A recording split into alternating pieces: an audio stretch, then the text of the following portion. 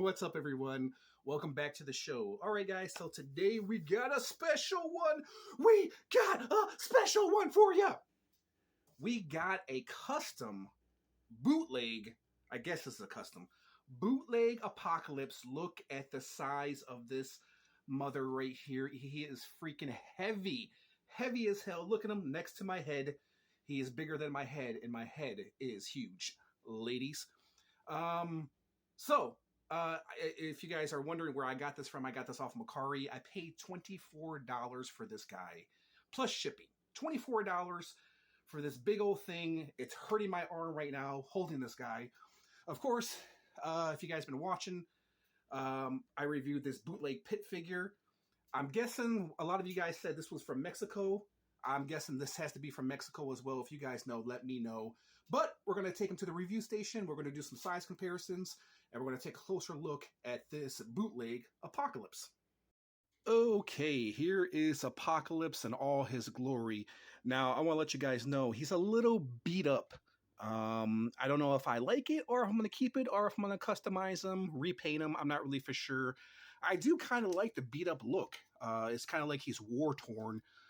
But we're going to check out the articulation, and as you guys know, this is based on the Apocalypse Toy Biz figure, and like the Pit figure, his articulation is not all that great because it's made with pretty much solid pieces of plastic. So I'm going to show you guys what he can do and what he can't do.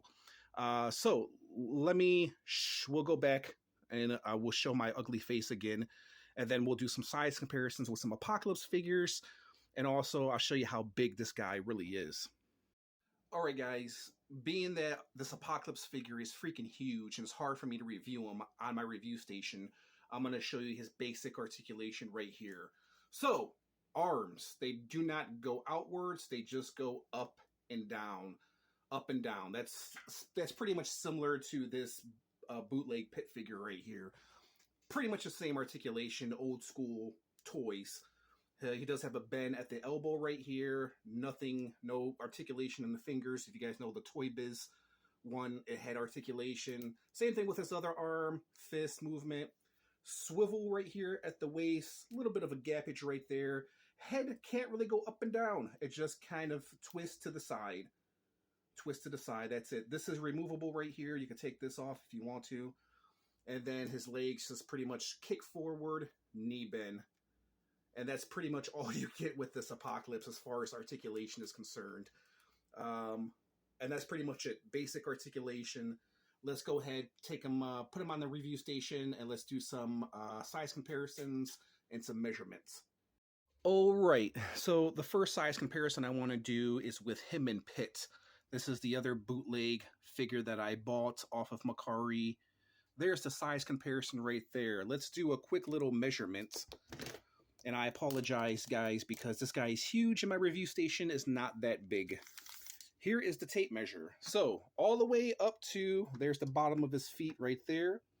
All the way up to the top of his head, he's at 14 inches tall. He is a big guy. 14 inches, just a little under 14 inches tall. That's how big he is.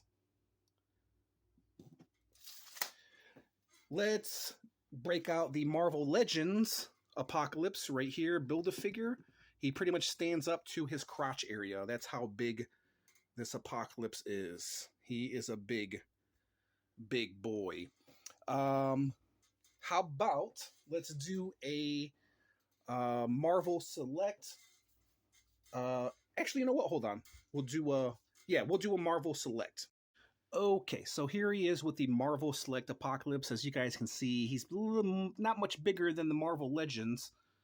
But here is the bootleg compared to the bootleg Apocalypse right there. Man, he is one big boy. And if you guys are wondering about the tubes, he does come with these two tubes right here, but they're too thick to peg in. So I might have to sharpen them down. And plus, they're really stiff too.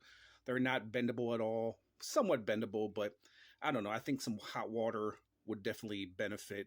But these are the tubes that go into the back of Apocalypse. We'll take a look at the back of Apocalypse. So here is the back of Apocalypse. Do not ask me what is going on here at the back. I feel like there's just like a piece of rubber in here that you can push in. I don't think he lights up. I don't think he speaks. It's just a big circle back there. There is where he pegs into the hole, his hose, not those kind of hose, but you know what I mean. His tubes right there. That's where they're supposed to peg in, but they don't really peg into the holes. And there's the back of Apocalypse. He is war torn. He does stand actually very, very nicely. Let's do some more comparisons. Okay, so here is Apocalypse standing next to the Toy Biz Galactus. And as you can see, they're about similar height. Galactus is a little bit taller. He's got him beat by the helmet right there. But there is the size comparison right there. I have to admit, this Apocalypse is actually very, very nice, man, considering it is a knockoff. And yeah, if you're looking for a big, big Apocalypse, I mean, you can't beat this guy for $24. All right, to give you guys a better size comparison, here he is with the big old armored predator. I forget this guy's name, Concrete Jungle Predator. And then here he is with DC McFarlane Swamp Thing. So that shows you how big this guy is standing next to them right there. Pretty damn cool.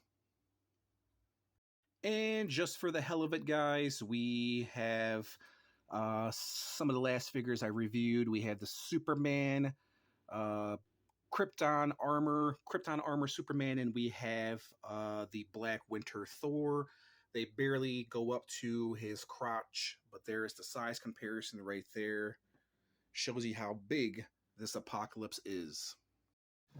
All right, guys, if you guys tuned in to watch this little review, I just want to say thank you, man. I'm actually kind of glad to have even though it's not a Toy Biz Apocalypse, it's pretty damn close. And the paint, the details actually done very, very nicely. Limited articulation overall. A really, really cool Apocalypse. I don't think I'm going to paint him because I actually do like the dinged up armored, paint look. He's very, very scruffy looking. You see some of the dings on his legs and his armor. Geez, I can't speak.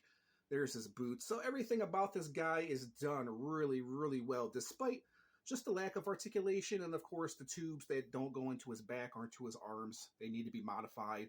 The face sculpt actually looks pretty nice. It's a pretty decent looking Apocalypse. I have to admit, whoever made this did a really decent job. I would probably give this like a solid 8 out of 10. I really like this Apocalypse. So if you're looking for like a huge Apocalypse to go into your collection, this guy is it. I like him. All right, guys, if you tuned in, I just want to say thank you, and I'll catch you in the next review. Peace out.